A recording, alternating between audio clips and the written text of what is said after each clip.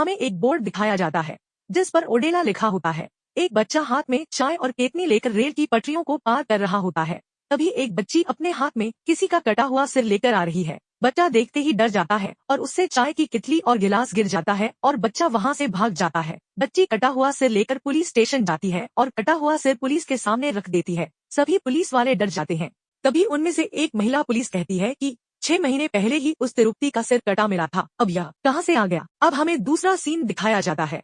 हमें एक बॉडी दिखाई जाती है जिसका सिर बॉडी से अलग होता है। जब डॉक्टर अपने कंपाउंडर से पूछता है कि इसे किसने मारा, तो कंपाउंडर बताता है कि उसकी पत्नी ने मारा था। डॉक्टर पूछता है कि क्यों मारा, तो वो बताता है कि गांव की महिला और लड़कियों के साथ जबरदस्ती करके मार देता था। तब डॉक्टर ने कहा कि उसकी पत्नी ने सही किया, ना जाने और कितनी महिलाओं और लड़कियों की जिंदगी बर्बाद करता। जब बॉडी का पोस्टमार्टम हो जाता है तो कंपाउंडर आवाज लगाता है कि कौन ओडेला से है, तो 2 आदमी हाथ उठाते हैं जो कि उसके भाई होते हैं।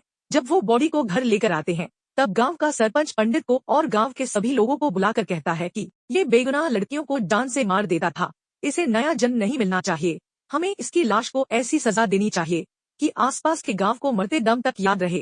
तो पंडित बताता है कि तो फिर उसका एक ही तरीका है, समाधि दंड। इस दंड को देने के लिए 2 काले मुर्गे खून से नहलाने होंगे और गांव वालों के सभी का नाखून और सभी के थोड़े कपड़े उसकी समाधि में देना होगा, ताकि उसकी आत्मा कभी नया जीवन ना ले पाए और हमेशा तड़पती रहे। अब सभी गांव वाले मिलकर उसकी लाश को दफनाने आते हैं।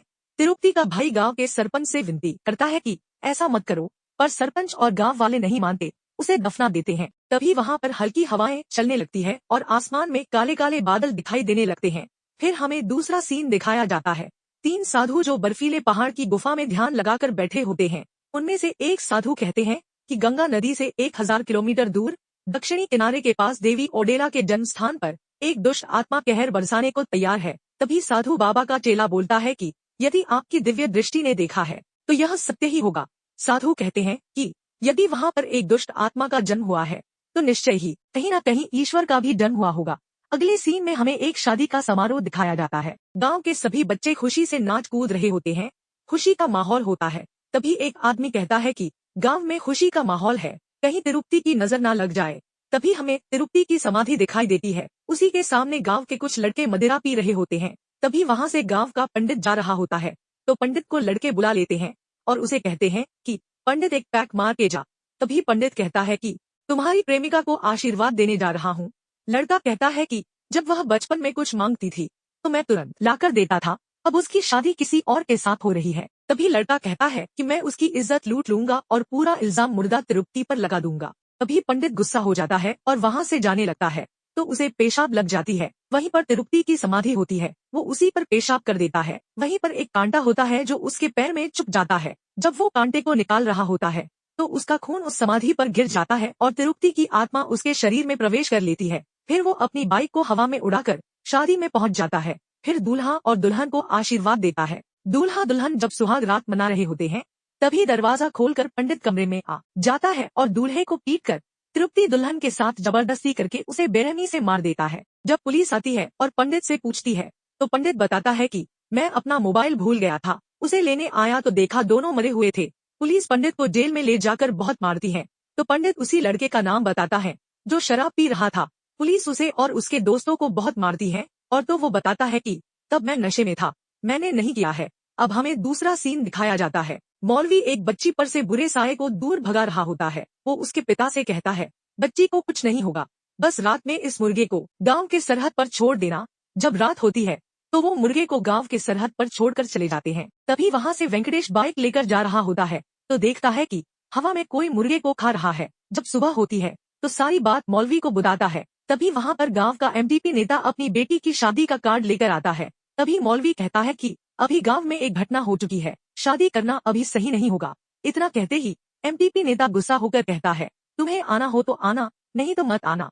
ऐसा कहकर वो चला जाता है। अगले सीन में दिखाया जाता है तिरुप्ति की साइकिल रात में अकेली चल रही होती है। तिरुप्ति की माँ, भाई और बहन उसकी समाधि पर उसके पसंद का खाना लेकर जाते हैं। तभी उसकी माँ की नजर उसकी साइकिल पर पड़ती है। वो अपने छोटे बेटे से कहती है कि पीकर साइकिल यही छोड़ गया। वो कहता है कि मैंने नहीं छोड़ी। जब शाम होने लगती है तो वहाँ से सभी चले जाते हैं।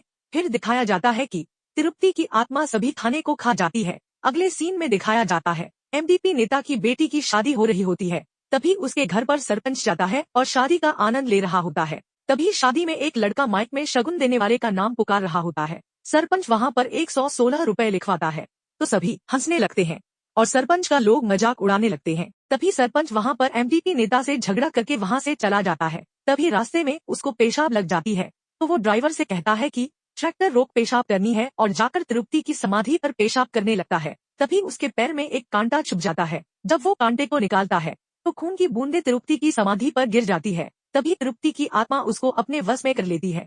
फिर वो ट्रैक्टर पर एक लात मारता है, ड्राइवर दूर गिर जाता है और ट्रैक्टर को हवा में उड़ाकर एमटीपी नेता के घर जाता है। तो वहाँ पर सभी सो रहे होते हैं, लेकिन उसकी बेटी वहाँ पर नहीं होती है। उसकी बेटी सुहागरात खेत में मना रही है। तभी तिरुपति ट्रैक्टर लेकर खेत में जाता है और उसके ऊंचे मचान को ट्रैक्टर से गिरा देता है और उसकी बेटी को मार डालता है। जब सुबह होती है तो वहाँ पर पुलिस आ जाती है। नेता और उसकी पत्नी रो रहे होते हैं। अगला सीन भैरवी का दिखाया जाता है, जो शिव के मंत्र का जाप कर रही होती है। अगले सीन में दिखाया जाता है कि पंडित और सरपंच को पेड़ से बांध कर मार रहे होते हैं और सभी गांव वाले देख रहे होते हैं। तभी नेता की पत्नी कहती है कि तूने कैसे मारा, वो तेरी बेटी जैसी थी। सरपंच कहता है, मैं इतना नीच नहीं हूँ कि तुम्हारी बेटी को मार दूंगा, भले ही मुझे मार डालो, पर मैंने नहीं मारा है। पंडित कहता है कि हम दोनों को मार दो। तभी वहाँ पर मौलाना और वेंकटेश कहते हैं कि तुम दोनों ने किसी को नहीं मारा। तभी वहाँ पर वेंकटेश टीवी पर दिखाता है कि कैसे साइकिल अपने आप चल रही है और कोई हवा में मुर्गे को कैसे खा रहा है। तभी वहाँ पर एक पुलिस वाला ये सब नहीं मान रहा था और कह रहा था कि तुम इन दोनों को बचा रहे हो। पुलिस वाला कहता है कि मैं तिरुपति की समाधि के पास एक रात रहूंगा और सबको गलत साबित करूंगा, और वहाँ पर टेंट लगाकर अपने सभी कांस्टेबल से कहता है कि मुझे कोई सिक्योरिटी की जरूरत नहीं, तुम सब जाओ और सुबह एक कड़क चाय लेकर आना।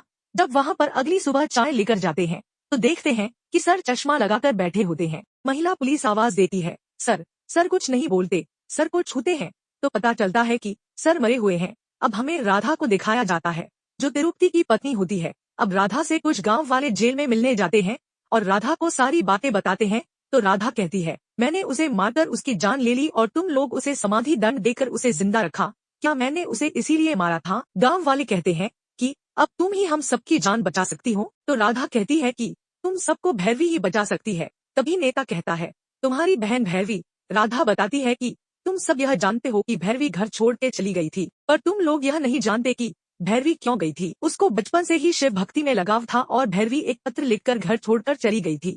गांव वाले पूछते हैं कि अब कहाँ मिलेंगी? तब राधा बताती है कि मैंने सुना है कि भैरवी हमेशा रामगिरी पहाड़ियों पर बने खंडर मंदिर में तप करने आती रहती है। तभी सभी लोग उस मंदिर की ओर चल देते हैं। नदी पार करते ही सभी एक चाय की दुकान पर बैठ जाते हैं और उस दुकान वाले से पूछते हैं कि भाई साहब, आप किसी भैरवी नाम के नागा साधु को जानते हो? दुकान वाला कहता है कि नहीं जानता भाई। तभी कुछ लोग गायों को ट्रक में लाद कर ले जा रहे होते हैं और गाय का बछड़ा ट्रक के पीछे भाग रहा होता है। वो लोग बछड़े पर शराब की बोतल फेंक रहे होते हैं। तभी सभी गाय ट्रक पर से कूद जाती हैं। सभी गाय उस बछड़े के पास पहुंच जाती हैं। सभी शराबी गुस्सा होकर सभी गाय और बछड़े को पीटने लगते हैं। तभी एक औरत कहती है कि हे भगवान, इन सभी को बचा लो। तभी वहाँ पर भैरवी आती है और सभी की खूब पिटाई करती है और कहती है कि एक बात याद रखना, इनके गले पर चाकू रखा या इन्हें छूने की कोशिश की तो तुम्हारा सर धड़ से अलग हो जाएगा। तभी वहाँ पर गांव के लोग आ जाते हैं। अगली सीन में दिखाया जाता है कि भैरवी शिव जी के मंदिर में जल चढ़ा रही है और गांव वाले वहाँ खड़े मिन्नतें कर रहे हैं। तो भैरवी कहती है, तुम्हारा दिए हुआ दंड अब तुम्हारे लिए दंड बन गया है। गांव वालों की बहुत मिन्नतें करने के बाद वो गांव चलने के लिए तैयार हो जाती है। गांव में उसका स्वागत होता है और फिर वो अपने पुराने घर जाती है और दिया जलाती है। वो अपनी अम्मा की पूजा करती है और उनसे मार्गदर्शन मांगती है। तभी कमरे में हल्की हवाएं चलने लगती है और वहाँ रखी पुरानी किताब के पन्ने उड़ने लगते हैं और पुरानी शिवलिंग पर रखा रुद्राक्ष जाकर एक बिल में घुस जाता है और उसमें से सर्प निकलता है जिसके ऊपर वही रुद्राक्ष होता है। अब उस रुद्राक्ष को भैरवी रास्ते पर छोड़ती है तो रुद्राक्ष टलने लगता है और जो घटना हुई होती है सभी को दिखा देता है। रुद्राक्ष तिरुपति की समाधि पर जाकर रुक जाता है। तिरुपति की आत्मा कहती है कि यहाँ से चली जा। तभी भैरवी त्रिशूल लेकर शिष्याओं को मंत्र पढ़ने को कहती है और त्रिशूल को तिरुपति की समाधि पर गाड़ देती है और गांव वालों से नंदी की 4 मूर्ति, 9 मेल का अनाज, गंगा जल और साधु की जटा लेकर बांध देती है और कहती है कि कल से शुक्ल पक्ष शुरू हो जाएगा। अगले 15 दिनों में तिरुपति की आत्मा नष्ट हो जाएगी। तब तक यहाँ स्थापित चारों नंदी इस गांव की रक्षा करेंगे। भैरवी कहती है कि याद रहे, किसी ने भी इन नंदियों को हिलाया या अनाज अपनी रंगत खो देते हैं या किसी इंसान का इस समाधि पर साया भी पड़ता है तो इस गांव का विनाश होने से भगवान भी नहीं रोक सकते हैं। और कहती है इन 15 दिनों तक हर परिवार का एक इंसान इस समाधि की रक्षा करेगा। गाँव का एक बुजुर्ग व्यक्ति विनती करता है कि माता जी, आप 15 दिनों तक यहीं रुक जाइए, जब उसे मोक्ष मिल जाए तो यहाँ से चली जाना। भैरवी कहती है, ठीक है, मंदिर में रहने का इंतजाम करवाइए। अगले सीन में दिखाया जाता है कि कुछ न्यूज रिपोर्टर अपना ड्रोन कैमरा उड़ा रहे होते हैं, तो ड्रोन कैमरा तिरुपति की समाधि पर गिर जाता है। जब कैमरा लेने जाते हैं तो गांव वाला उस कैमरे को नहीं लेने देता और उन सबको वहां से भगा देते हैं। फिर जब रात हो जाती है तो पहरा देने वाला सो गया होता है। न्यूज रिपोर्टर वहां पर चुपके से आता है और कैमरा लेने जा रहा होता है तो उसके शरीर पर नुकीले तार से कट जाता है। जब वो ड्रोन कैमरा को ले रहा होता है तो खून की बूंद तिरुपति की समाधि पर गिर जाता है। फिर तिरुपति की आत्मा उसके शरीर में प्रवेश कर लेती है और फिर वो सीधे भैरवी के पास जाता है। भैरवी नहा रही होती है। उसे छूने के लिए जैसे ही वो कदम आगे बढ़ाता है तो एक भयानक सर्प आ जाता है और उसे डसने लगता है। फिर तिरुपति अपनी साइकिल हवा से उड़ाकर अपने पास ले आता और उस पर बैठकर वहां से भाग जाता है। अब हमें अगले सीन में दिखाया जाता है कि राधा जेल से छूटकर सीधे अपनी बहन से मिलने जाती है। अब गांव के कुछ लोग और भैरवी इस बार गांव में रंगोली उत्सव मनाने की योजना बना रहे होते हैं। जब पंडित उत्सव की डेट बताने जा रहा होता है तभी पन्ने में आग लग जाती है और खिड़कियों के कांच टूटने लगते हैं और पूरे गांव में तिरुपति की आवाज सुनाई देने लगती है। गांव के सभी लोग तिरुपति के समाधि स्थल पर जाकर देखते हैं कि तिरुपति की आत्मा विकराल रूप धारण करके सभी गांव वालों को डरा रही थी। अब तिरुपति अघोरी बाबा से तंत्र विद्या सीखकर बहुत ताकतवर हो जाता है। तभी तिरुपति कहता है, इस बार की रंगोली भैरवी के खून से मनाई जाएगी और पूरे गांव के बगल अपनी शक्ति से गोला खींच देता है और कहता है कि जो भी इस गोले से बाहर या अंदर आने की कोशिश करेगा वो तुरंत मारा जाएगा। तभी एक आदमी गोले के अंदर आने की कोशिश करता है, उसका सर धड़ से अलग हो जाता है। एक भैंस का भी वही हाल होता है, पक्षी भी अंदर नहीं आ पाते हैं। सभी गांव वाले ऐसा नजारा देखकर हैरान रह जाते हैं। गांव के हालात बहुत खराब हो जाते हैं। खेत की सारी फसल भी सूख गई थी। तभी एक पति पत्नी अपनी बेटी को लेकर आते हैं। उसकी तबीयत बहुत ज्यादा खराब थी और उसे बचाने के लिए हॉस्पिटल ले जाना पड़ेगा। भैरवी कहती है, इसे अब राधा ही बचा सकती है। राधा कहती है, वो कैसे? भैरवी कहती है, तिरुपति तुम्हारा पति है, तुम उसका ध्यान आकर्षित करो और इधर मैं माइक में मंत्र पढ़ूंगी और उसकी शक्तियाँ कमजोर हो जाएगी। तब बच्ची को गोला पार करा के अस्पताल लेकर चले जाएंगे। ये बच्ची बच गई तो गाँव वाले फिर हम पर भरोसा करने लगेंगे। तभी गाँव में तेज हवाएं चलने लगती है और इलेक्ट्रिक मैन बिजली कट कर देता है। फिर तिरुपति को पता चल जाता है कि राधा मेरे साथ छल कर रही है। अब तिरुपति उस बच्ची के शरीर में समाकर पूरे गांव वालों के सामने आरी से राधा का सर धड़ से अलग कर देता है। फिर हमें पता चलता है कि जो बच्ची स्टार्टिंग सीन में हाथ में सिर लेकर जा रही होती है वो किसी और का सिर नहीं बल्कि राधा का होता है। अगले सीन में राधा की बॉडी को भैरवी जला रही होती है। फिर भैरवी तिरुपति की समाधि पर जाती है और कहती, गाँव वालों को छोड़ दे, तुझे जो चाहिए मैं दूंगी। तभी तिरुपति कहता है, तुझको मुझसे शादी करनी होगी तभी गांव वालों को छोड़ूंगा। भैरवी मान जाती है। तभी रास्ते में गांव वाले मिलते हैं और कहते हैं, माता यहाँ से चले जाइए, कोई शिव भगवान नहीं है। तिरुपति जब तक पूरे ओडेला को शमशान नहीं बना देता चुप नहीं बैठेगा। तभी वहाँ पर लगी भगवान शिव की तस्वीर को एक आदमी फाड़ देता है और दूसरा बुजुर्ग आदमी गले में पहनी रुद्राक्ष की माला को तोड़कर फेंक देता है। तभी उसमें ओम की ध्वनि सुनाई दी। भैरवी कहती है, हम सब शिव की वजह से ही जिंदा है। अब इधर भैरवी तिरुपति से शादी करने के लिए तैयार हो रही थी। तभी मौलाना कहता है कि उसने मुझसे ही ओम नमः शिवाय क्यों कहा। थोड़ी देर बाद उसे सब समझ आ जाता है तो मौलाना और वेंकटेश तिरुपति की समाधि को खोदने लगते हैं। अब तिरुपति भैरवी के घर में आ जाता है, उसको बिस्तर पर ढकेलता है और उसके ऊपर लेट जाता है। तभी उसके मुख से ओम नमः शिवाय की ध्वनि सुनाई देती है तो तिरुपति कहता है कि गांव वालों के साथ मिलकर साजिश रच रही है। तभी वो उसकी चारपाई को गांव के मंदिर में फेंक देता है। वहाँ पर पूरे गांव वाले हैं। भैरवी ओम नमः शिवाय कहना बंद नहीं करती है। तिरुपति उसे तब तक मारता है जब तक उसके मुख से ओम नमः शिवाय बंद नहीं होता। सारे गांव वाले रो रहे होते हैं। तभी हमें हिमालय पर तप करने वाले साधु को दिखाते हैं। साधु कहते हैं कि एक बार और नाम लो पुत्री, तुम्हारा जाप पूरा हो जाएगा। लेकिन भैरवी नहीं बोलती। तभी गांव की एक छोटी बच्ची कहती है, उठो दीदी उठो, परंतु वो नहीं उठती है। तब बच्ची नंदी के मंदिर में जाती है और नंदी के कान में बच्ची विनती करती है। तभी नंदी वहाँ पर आकर भैरवी को अपनी शक्ति से जगा देते हैं। तिरुपति अपने तंत्र से सभी गांव वालों को अपने वश में करके मंदिर को तबाह करना चाहता है। तभी भैरवी ओम नमः शिवाय का जाप करती है और शिव भगवान प्रकट होते हैं और अपना त्रिशूल भैरवी को देते हैं। भैरवी त्रिशूल से तिरुपति को मार देती है और मौलाना तिरुपति के कंकाल को जला देता है और तिरुपति का खात्मा हो जाता है। गाँव के सभी लोग ओम नमः शिवाय कहते हैं। अगले सीन में दिखाया जाता है कि कुछ लोग दुकान पर चाय पी रहे होते हैं। तभी साइकिल की घंटी सुनाई देती है तो चाय का गिलास गिर जाता है और हम देखते हैं कि साइकिल अपने आप चल रही है। तो सभी लोग डर जाते हैं और हमें पता चलता है ओडेला 3 भी आने वाली है।